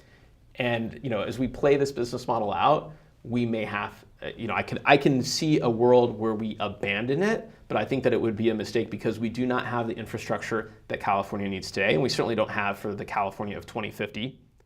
And so for a state of 40 million people, there is a place for this. And as far as I don't think the twin tunnels will ever happen, but if you really care about the Delta and the Bay, you need to do something about the health of that ecosystem. And currently, it is failing. It is dying. It is bad for wildlife. And so we need to do something to the physical environment to protect the Bay, protect the Delta, but also to protect the communities around it. So the levees that we know will not withstand a disaster. A water delivery system as well that will fail a disaster. And if that occurs, then the levees are even at more risk. And maybe 20% of the state's economy that would be impacted by it. So, but how do the tunnels help? I agree with you. Yeah. The levees in the Delta are a It's great not a risk. Marin-centric view, but I'm telling you, like, if you care about the Bay ecosystem, you have to take on this broader view of what we're doing now is killing fish and wildlife. What we're doing now is changing the salinity of the Bay and the Delta, where the ocean and the fresh water meet. But if we pump more water out of the Sacramento River system, that's the issue of trust. The fish populations will decline. Yeah. And farm crops can come back from a drought. So that's the thing. Fish populations don't come back from a die-off. So the point you said is more water. So we don't want to pump more water. You want to have certainty that you can do what you need to do. And the biggest issue is trust on that more water issue. So when they were talking about doing the twin tunnels, the proponents would say, well, you want two tunnels for two things. One is redundancy. The other one is when there's a huge high water event, think Oroville Dam, that you can take that big gulp of water. The problem is when you don't have high water events, you don't trust the system to not take that big gulp of water. And so I think that gets solved in a couple of ways. I mean, obviously you have governance rules and technical rules that have to be followed. But if you end up not doing two tunnels, you lose a little bit on the redundancy. But if you have hardened infrastructure you think is going to be safe, we only have one Bay Bridge. Well, I mean, there are other bridges through the Bay, but that you would take down the chance, because there's only one tunnel, that too big a gulp of water would be taken in a low water instance. But I think that, to the point and fear that you have, when you hear things from the federal government or President Trump saying, we're sending that water no matter what, and you know that we're never going to get the salmon population back, not to where it was, but just to something, given what's been happening, that is what is driving a lot of fear about how to do this infrastructure well. So I don't have the answer for it, but I'm able to argue both sides. But that's the important thing about my job. That's how you learn. I don't come at it saying there's only one way to do anything. I will take the arguments from both sides and I will try to understand those arguments. And then I will try to knock them down and figure out what's the best conclusion, not just for Marin and Sonoma County, but for the state as well. And it's something that we wrestle with all the time. We don't have the right solution yet, and that's why we're not there. Yeah. Well, Mark, thanks for coming by tonight. Congratulations Thank on you. your re-election. My pleasure. Good to be And here. tick off 2 or 3 things that you hope to achieve in this next term. Well, I would like to approach Medi-Cal and see how we can save billions of dollars in directing people to preventive health care instead of the emergency room. And I don't know if it's changing the culture of how people have been using the healthcare system or changing how doctors don't want to see Medi-Cal patients because of the low reimbursement rates. But that needs to change. Another one is, I banned the detachable magazines for AR-15s for assault rifles back in 2016. It became effect January 1st, 2017. But we still have lawfully owned assault rifles in people's hands. These people that bought them legally. It was impossible to confiscate them. Just imagine if we had people going to people's doors saying, we're taking your guns. That wouldn't go over very well. But gun buybacks have proven to be very effective. And so it's going to be difficult if we don't have 2/3 in both houses, even if we did have 2/3 in both houses. But I want to do a gun sales tax. And the gun sales tax will be directly used to fund buyback programs to get these dangerous weapons of war off our streets, out of people's homes, and really any gun. Because, there are far too many stories about children shooting children when they get the gun out of their parents' nightstand. So whether it's an AR-15, whether it's a handgun, anything we can do. And by taxing people who want to lawfully purchase these guns to fund this program, I think that there's a nexus to the use of the gun. That's something that I think my Democratic colleagues, and I didn't get all the Democrats to vote for my AR-15 detachable magazine ban. I did get one Republican, Catherine Baker over in the East Bay. And I haven't looked at the race to see how she's surviving her attack, but from a very strong Democratic challenger this time around, probably the best one she's ever faced. But if we can get some Republicans to say a gun excise tax, maybe that might make sense. Maybe for a Bay Area Republican, if she still survives this election, that maybe we would be able to get the 2/3 we need with that type of leadership. And that's what I'll be looking for. Those are going to be very hard mountains to climb in legislative battles. Yeah. Well, good luck to you. Thank you. And thanks for sharing your thoughts with us tonight. My pleasure. Mark Levine, Assembly Member for Marin and Sonoma Counties, here on Marin TV's live election night coverage. And we're checking for signals from the control room right now. We understand that Larry Strick is plugged in and ready to send us a signal. Or does that mean he has a problem, but our next guest is ready? Well, and Bonnie is here. Bonnie Howe is here. It's Huff. Well, thank you. All right, thank you guys. So we're going to find out what happens next. And Mark, thank you for being here. Cheers. Stay tuned, and he'll find out what happens next, too. So we are here live at Marin TV in San Rafael, and Bonnie Huff has just entered through the curtain here. We're going to get her all wired up. Excellent. What, you got a piece of mail? Yeah, I did. Somebody gave it to me the other day from her race. Just to give you a little background, the Sausalito Marin City School District, Bonnie here represents a candidate from the Sausalito Marin City School District Board race. She's the only school board candidate, I think, appearing tonight other than Wandine Traynor, and there's no special district candidates either. And the Sausalito Marin City School District, I'm sure you'd agree, is very small. But it's very important. There's a lot of important issues going on there. So I'm really glad, Bonnie, you could come and join us tonight and talk about those issues. The Sausalito Marin City School District has always been traditionally split. 2 small schools, but one's about 3 times the size of the other. The larger one is a charter school. A lot of the money goes there. But even though your district, like most districts, suffer from lack of money, your district does not. It has plenty of money. So some would say you could always use more. But the question is, how much should go to the larger charter school and how much should go to the Martin Luther King School in Marin City? And this is a contentious battle that's been going on for some years. Tell us. Indeed. Yeah, I think you've said it out, and I think one of the things that we're all hoping to do is bring the schools together more effectively. We've got a lot of kids from Marin. Most of the kids in the district actually live in Marin City. Many of them attend the charter school, but many of them attend the traditional public school. And we are small. We've got about 400 kids in the charter and about 126 in the traditional public school. The challenge is that it's largely segregated, and I think that we want to figure out ways to bring the schools together, to utilize those resources more effectively, and to make sure that all kids get a really high quality education. It's hard to go from a really small school into TAM, and that has been one of our challenges. You mentioned segregation. Did I read that there are only 7 white kids in MLK school out of the 100 and something? Yes. That's a pretty small number, so it's virtually all black. And Latino. And We Latino. But Willow Creek is more mixed. Yes. Is it a fair guess to say that there are so many problems at the MLK traditional public school, as you appropriately call it, that those problems have carried on over the years, and many parents, especially Sausalito parents, are reluctant to put their kids into that school, but they went for the Willow Creek school because it has had less problems, less history problems. So they're all flocking there, and it's, by all accounts, a very successful school. But when you have most of the public district board members whose kids go to Willow Creek School, currently it's 4 board members out of 5, and if the 3 people on the slate, I hate to call it the Willow Creek slate, but I still think that's an appropriate title, win, then it'll be 5-0.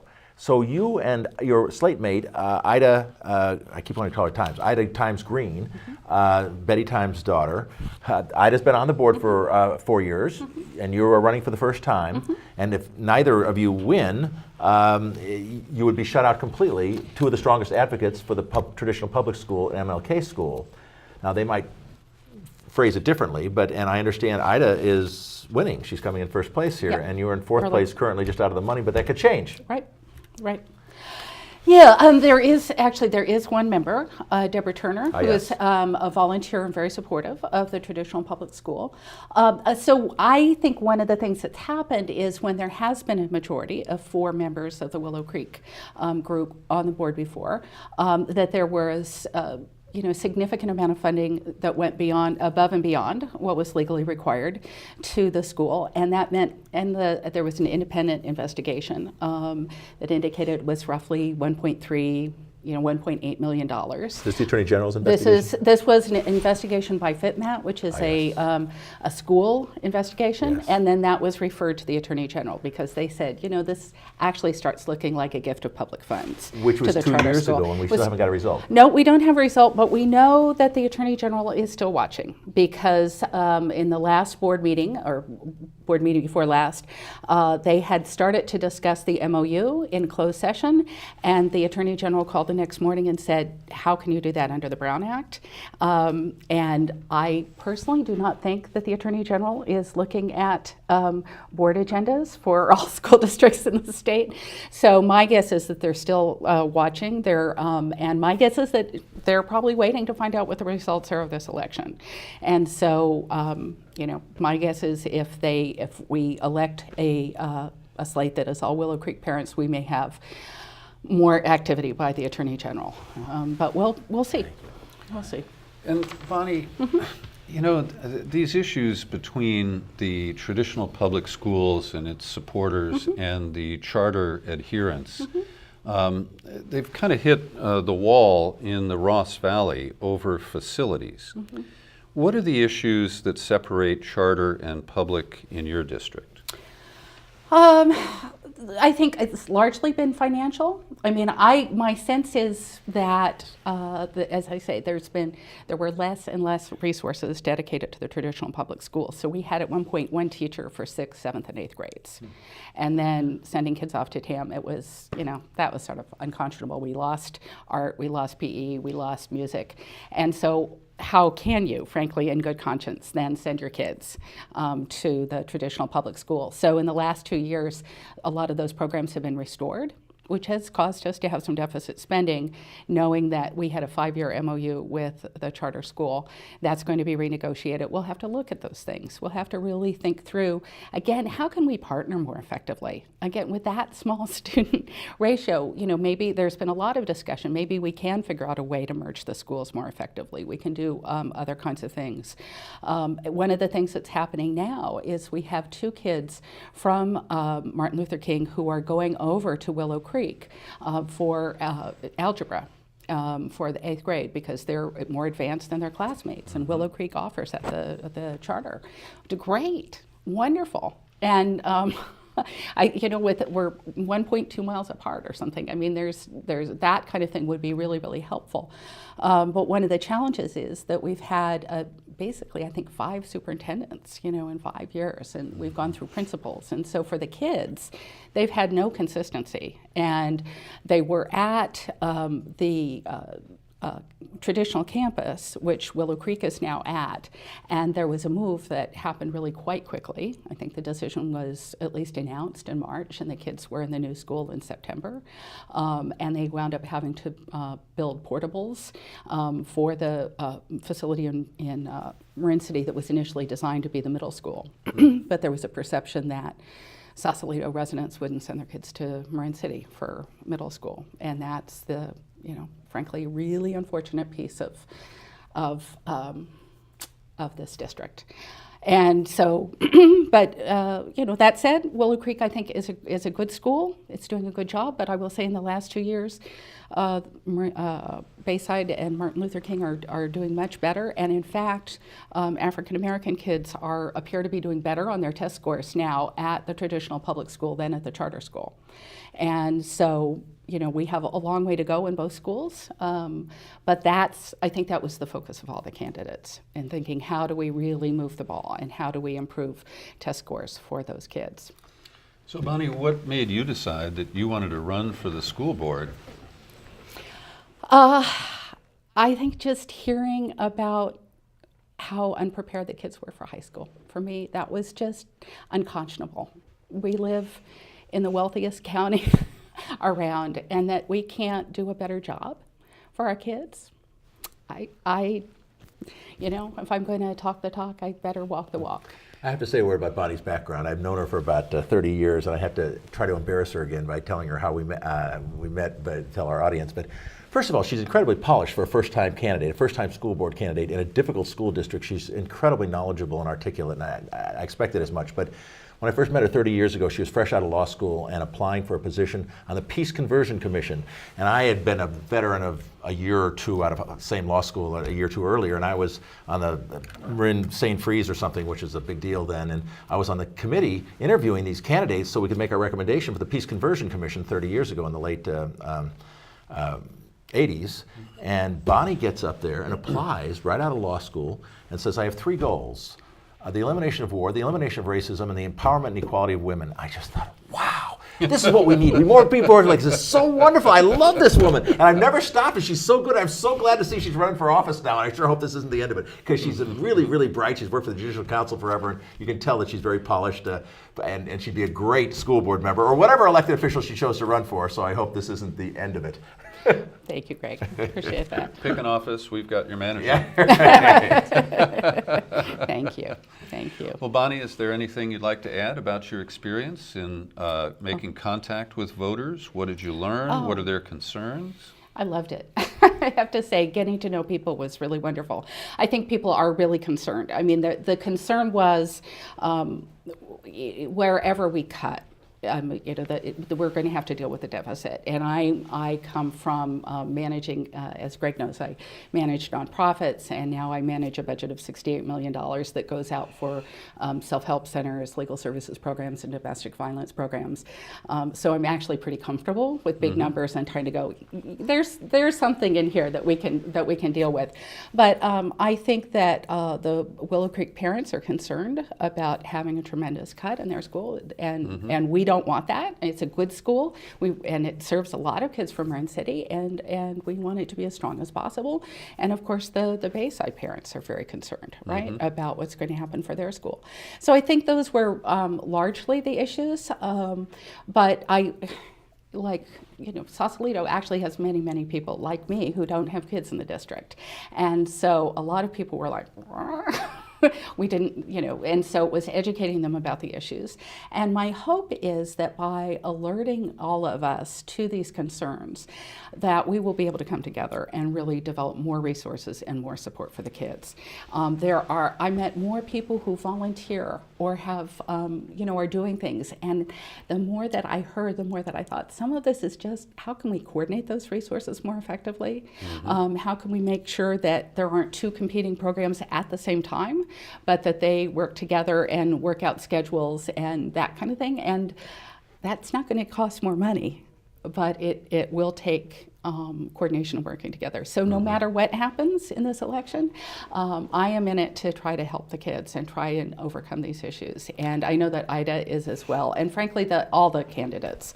So my goal is that we need to come together. We need to work together.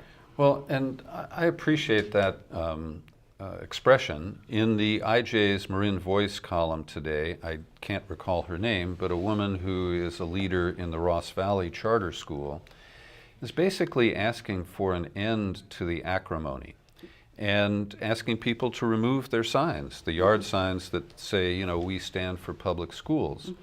And I think she made a strong case that, parents who choose a charter school are not doing that in an effort to undermine the public school.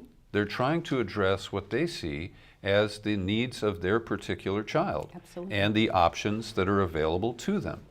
And personally, I don't lean toward charter schools. I do think that they're a threat to the traditional public schools. But I accept that they're here and that people with good intentions are starting them and sending their children there. And so I do think we need to get past the kind of philosophical struggle, and as you point out, look for ways that we can share classrooms, teachers, facilities, and work toward the obvious common goal of getting the best education for each of our children's, as Bush put it. Oh, is they learning? I would love to discuss charter schools at some other time. I've had strong feelings about them for 20, 30 years since Carrie Mazzoni was our assemblywoman and then Secretary of Education said, yeah, we want more charter schools. So, I've agreed with you on everything, but shouldn't there be limits on charter schools? Yeah. Otherwise, we undermine the foundation of a common public education, which is part of what's made our country so successful. And I believe charter schools provide an important outlet for venting frustration for frustrated parents that don't like our public education school system, as long as they're within limits and not too many. But you get too many and too much autonomy, and pretty soon we're undermining that public education foundation we have in our democracy.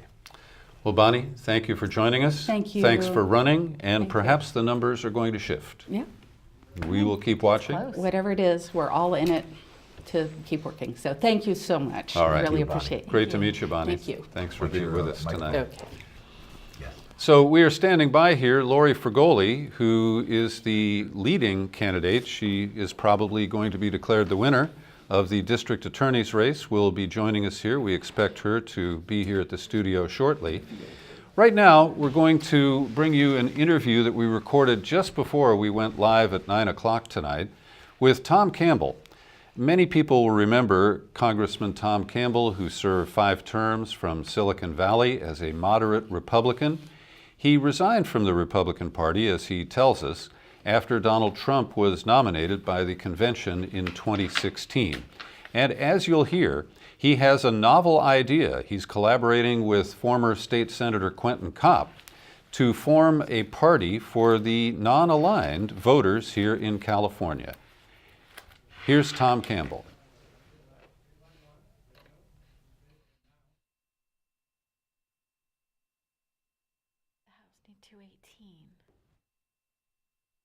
Joining us now is former Congressman and former Republican Tom Campbell. He is now a law professor at the Fowler School in Southern California. He's been dean of the Haas Business School. He served 5 terms in the U.S. Congress from Silicon Valley. He ran for Senate in 2000 when I worked on his campaign. He ran for governor. He ran for the Senate and got Carly Fiorina's infamous sheep commercial. If you can't remember Tom Campbell by any of those references, let's welcome him to the program today. Hello, Tom. Hello, Peter. Thank you for helping me in 2000. And I wish you'd forget all the rest. Well, I wanted to talk to you tonight because we're kind of top-heavy with lefties here in Marin County, and you can help balance things out a little bit. First of all, what is your take on the gains for the Republicans in the United States Senate? It appears that Donald Trump's scorched earth campaign tactics, going nativist and nationalist and bashing migrants and fear of the caravan, has worked in not only holding on to the Senate, but expanding the Republican majority.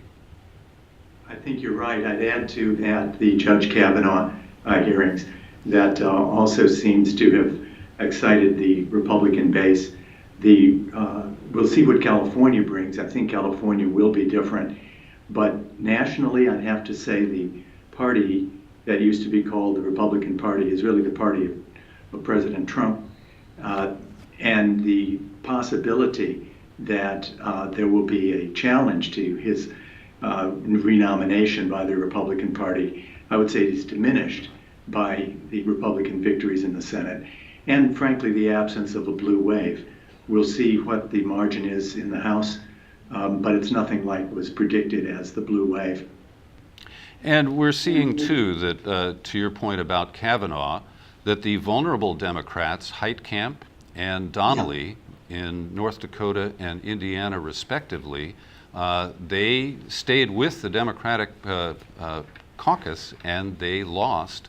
I'm sure that's the connection that's going to be made. They were vulnerable anyway, but that is probably going to be treated as the trigger. I think you're right, and Joe Manchin should be added in that as well. Senator Manchin waited until Senator Collins had announced that her vote was for Judge Kavanaugh, so it gave him a free ride. He wouldn't be the deciding vote. Perhaps a little bit of an absence of profiles and courage there. But he decided that he would vote for Judge Kavanaugh, and that probably saved his seat in the U.S. Senate. So, yes, I think the Senate outcome was quite related to that. But even beyond that, the party of the president, he says he needs the Senate to confirm his appointments. We'll probably have a shakeup in the cabinet this week, maybe as soon as tomorrow. We'll see where Attorney General Sessions is tomorrow. And he will have the Senate ready to confirm his appointees. So it is I think you have to admit, a strong ratification for President Trump in the areas that where he most needed it, namely in the Senate. As to the House, I know a number of news agencies have called it with likely a Democratic taking over. Not all, however, but it's natural, as we know. 2 years into a president who changes the political party of the White House, there will be a backlash, and that's what we see here tonight. But not, I repeat, nothing was expected. And I think President Trump is astride the Republican Party, and it is his to command. Now, Tom Campbell, I described you as a former Republican, and you did leave the Republican Party because of the nomination of Trump at the convention in 2016. So it has to pain you to see the Republican majority expand through the tactics that Trump has used. Yes, it does. It disappoints me that the president used these tactics in his campaign. He used these tactics throughout his 2 years since the campaign. But I think California is different. We'll see. But if the Orange County seats that are held by Republicans now that went for Secretary Clinton flip to Democratic, then I think in the state of California, the verdict will be that the president's approach was not popular, not successful, and not the way to constrain what will be the likely single-party rule in Sacramento. So I think we really need to analyze California separately. As you know, when I left the Republican Party, I published an editorial saying that the Republican Party should stand up to the nominee, President Trump, after his comments about Secretary Clinton would not be able to appoint Supreme Court justices if the Second Amendment people, and then he stopped and said nothing more. It was a very close to invocation of violence that I found unacceptable. But the leadership of the Republican Party, with very few exceptions, Senator John McCain, God rest his soul, being one of them, has not stood up to this president. But California will be different. And if the Republican Party is decimated in California tonight, then I think there's room for a third party. Well, and that's something that I wanted you to talk about tonight, because you and Quentin Kopp, who many Bay Area viewers will remember as an independent member of the state Senate, he went on to chair the High-Speed Rail Authority and serve as a Superior Court judge. He has joined forces with you with an interesting strategy to develop a third party.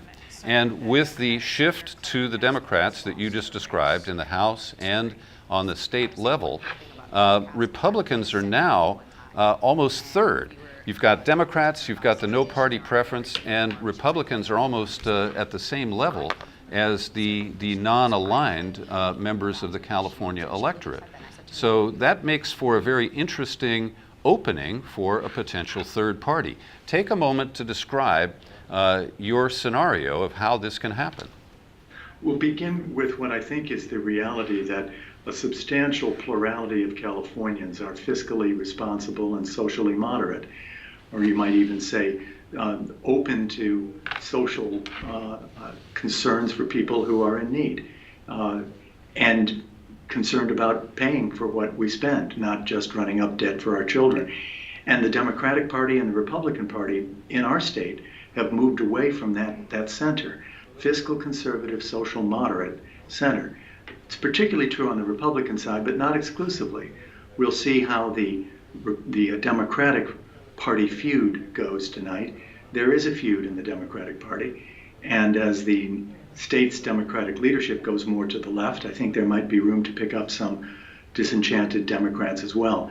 The strategy, you cannot expect to win immediately statewide, but if the Democratic Party has 2/3 of both the state legislative assembly and legislative senate after tonight, then the Republicans will have failed. They will not be able to be a check on single party rule.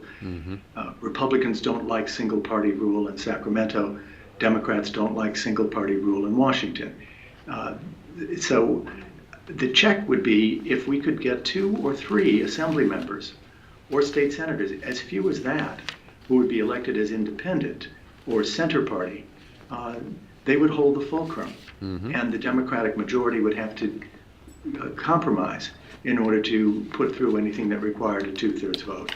And that's Tom, a realistic goal. I'm a no party preference voter, as you have become, and I think that there definitely is room to coalesce from left and right to build a new party. We're just about out of time here, so what's the best way for people to find out more about your plans? Well, thanks so much. I'd welcome them sending me an email. I'd love to know who might be interested. My email is tomcampbell10, Tom Campbell, the number 10, at hotmail.com. And I'll be happy to share a draft of the platform of the fiscally conservative, socially moderate Center Party, and also take any advice on what the name should be. I think we need a very snappy name. The Peter B. Collins fan club is a possibility, and we'll just see who salutes. Well, Tom, that's very kind of you, and I hope you vet that carefully with some focus groups before you take it anywhere. Tom Campbell, thank you for joining us tonight on our Election Night special here on Marin TV. My pleasure. Thanks so much for having me on. Our live election night coverage continues here on Marin TV. I'm Peter B. Collins with Tamara Hull and Greg Brockbank. We're into the home stretch here, and our live broadcast tonight will be here until 11 p.m. And there is one candidate who still may stop by here at the studio in San Rafael, Lori Fragoli, who is ahead in the initial vote count for district attorney. That's the open seat created by the retirement of Ed Berberian. She has promised to stop by, and we hope that she will.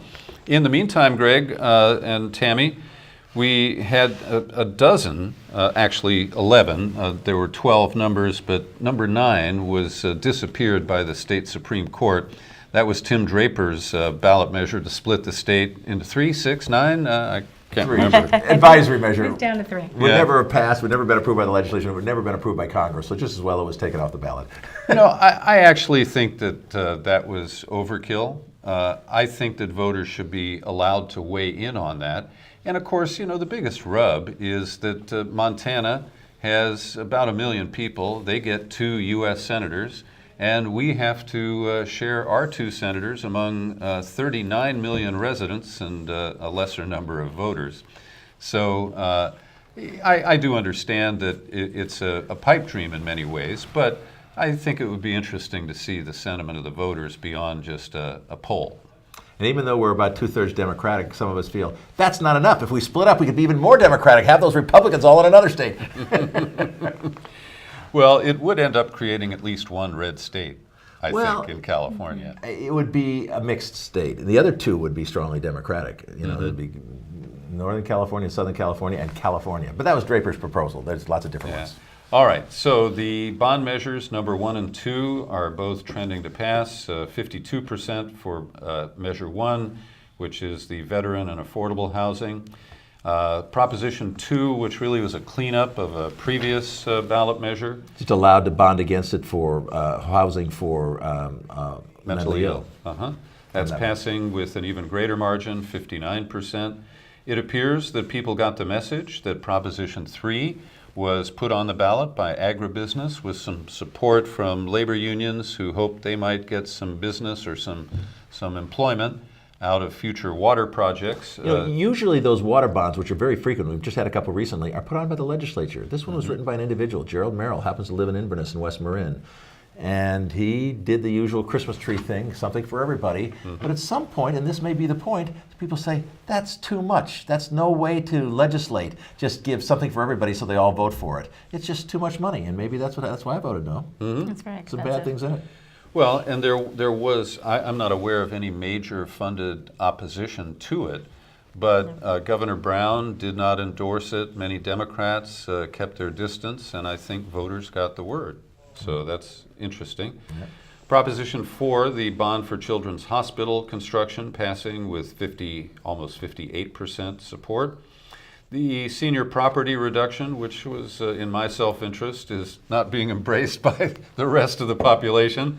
That was put on the ballot by the California Association of Realtors. It's good for seniors that want to move to any county and keep their low property tax basis, but would hurt local governments substantially, including schools. Well, you know what I think is that it needs another element, and that is some sort of an exchange. Because, for example, people who live in Marin might want to sell a house here and downsize into Sonoma County, and they would carry a lower tax basis with them. Well, if there's a way to coordinate that so that the receiving counties get a subsidy from the sending counties, I think it could work. That's an idea. Also, but just as so the sending county's not going to get, because they're going to get the increased property tax from the new owner. And it's also so I sell my house for X. Somebody then has a stepped up property tax rate because I've been enjoying Prop 13, and so that largesse could be shared with the receiving county. It's complicated. Maybe in conjunction with 2 years from now, there's going to be a measure to modify Prop 13 on the ballot. I got a couple hundred signatures for it earlier this year to reassess commercial property at a regular basis because they've been paying a smaller and smaller share because it doesn't turn over very often. So then if we did that, then there'd be a whole lot more property tax revenue. Then maybe we could afford to lose some of it by giving people the right to transfer their low basis to any county, anytime, regardless of the value of the new property, regardless of their age, regardless of how many times they've done it. Well, and the modification to 13 for commercial properties, I think is really significant. And the best example I can offer is when Safeway was taken over by Cerberus. The real estate of the grocery stores is held in a separate corporation. And technically, under the law, reassessment wasn't triggered because the ownership of that corporation technically didn't change. And so that is a loophole that could easily be closed, and it would benefit the average taxpayers a great deal. Prop 6, the Republican-fueled repeal of the gas tax, is losing. 45% are saying yes to 6 and 54% no. The Republicans put it on the ballot to get a good turnout of Republicans. Didn't work. They abandoned it. People realized that SB 1 gas tax increase and a few others is a good thing. They're actually using it to fix potholes and repair roads and bridges, and they don't want to lose that new source of income. So rightfully it should lose. Well, I think we also have to acknowledge that polling shows that a majority of voters oppose this tax. But it was only about 41% who opposed the language of Proposition 6. And that falls to the Attorney General, who writes the summary for the ballot measure. So Javier Becerra was pretty clever in saying this is not about repealing the gas tax, it's certain fees. Interesting. And so, that I think was interesting, a little bit of sleight of hand. I personally wanted to see the gas tax stay because I'm tired of repairing my shock absorbers. And I did once send my bill to the governor for potholes on I-5 and the damage it did to my car, and You're still waiting for that check. Well, I didn't even get an acknowledgement of that. Okay, Proposition 7. I actually passed on this. I didn't vote yes or no. I feel like this is such a trivial matter. Daylight savings time. That the legislature can make a decision if there is some need to change it. Sure.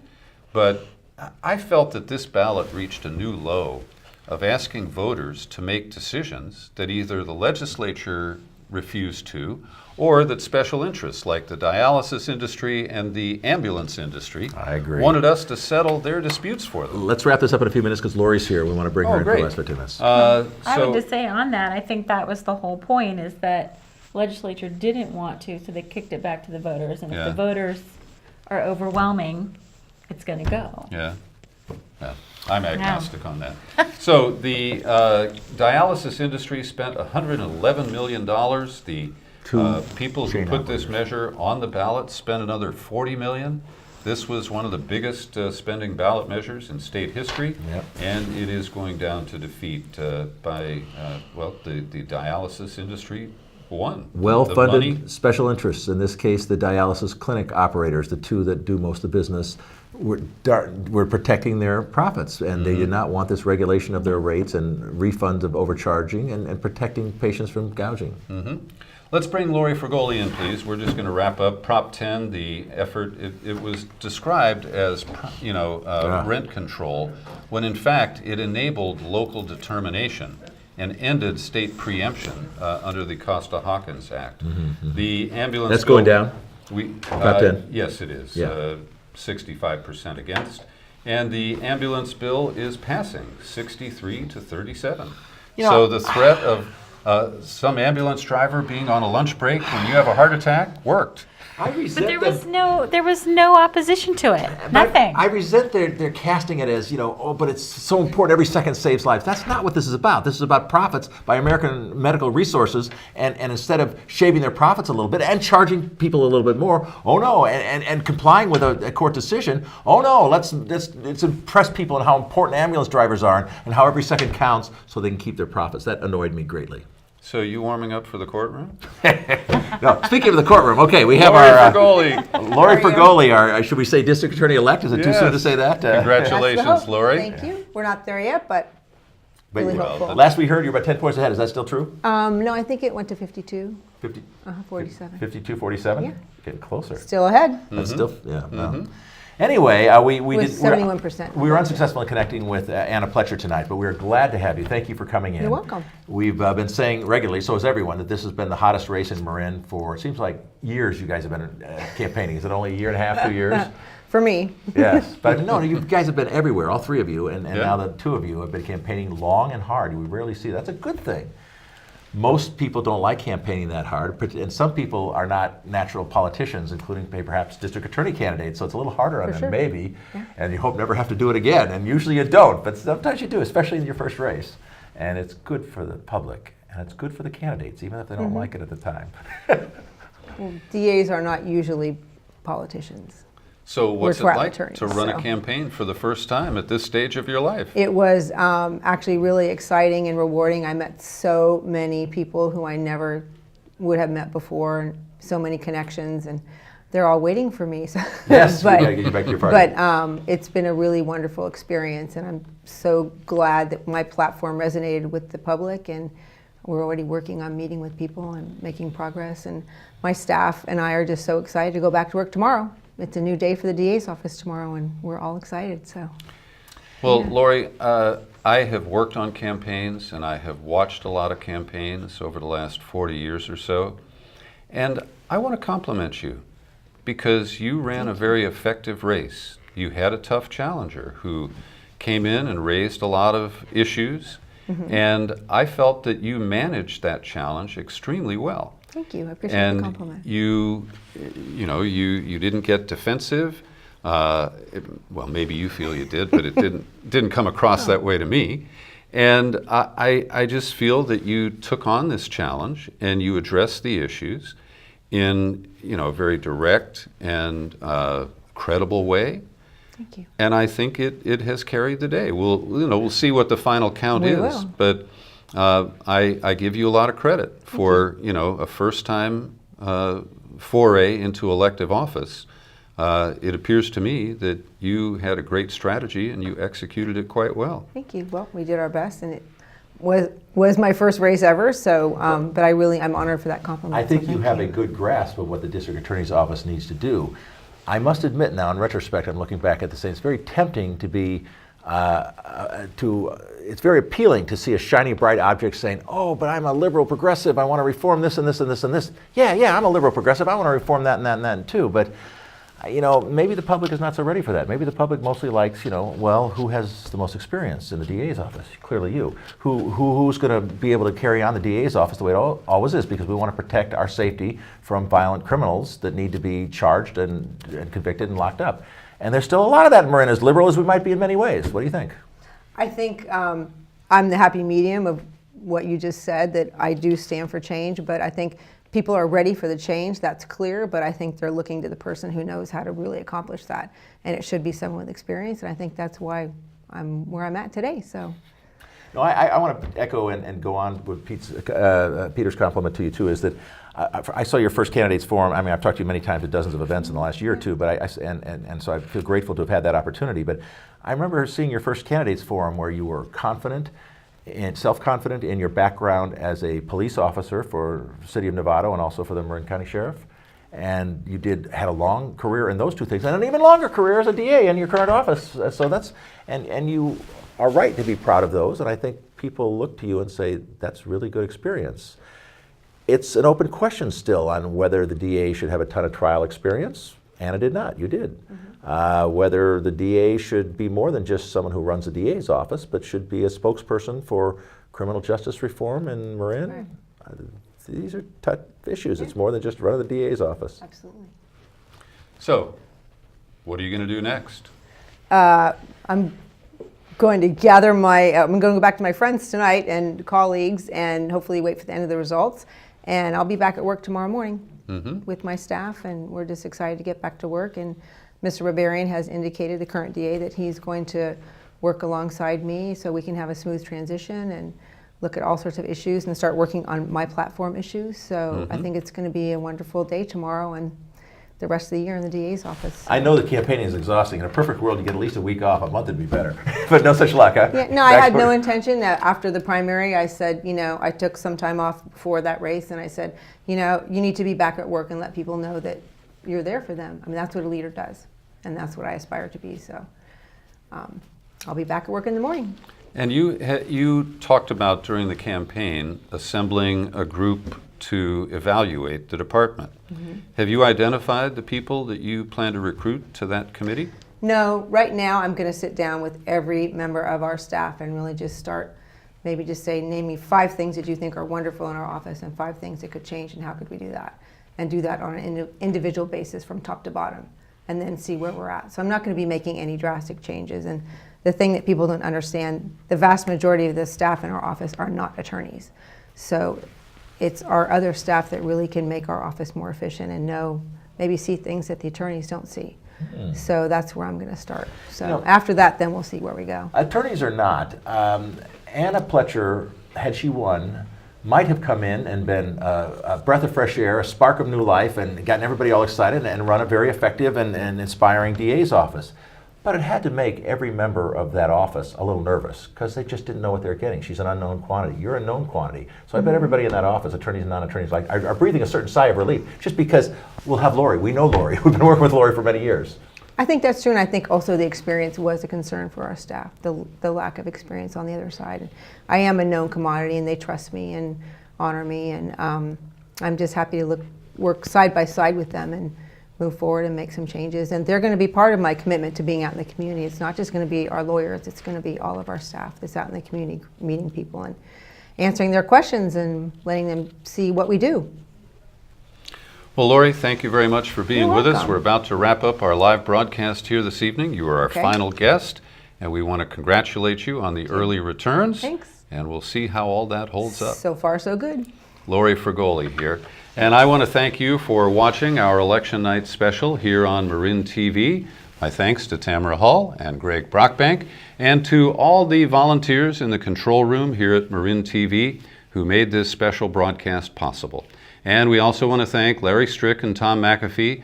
They went out in the field and they didn't catch any fish. There were some technical problems with the Radio Shack gear that we gave them. And so we didn't get to bring you some of the interviews that we had hoped for this evening. So thank you for watching, and have a good evening.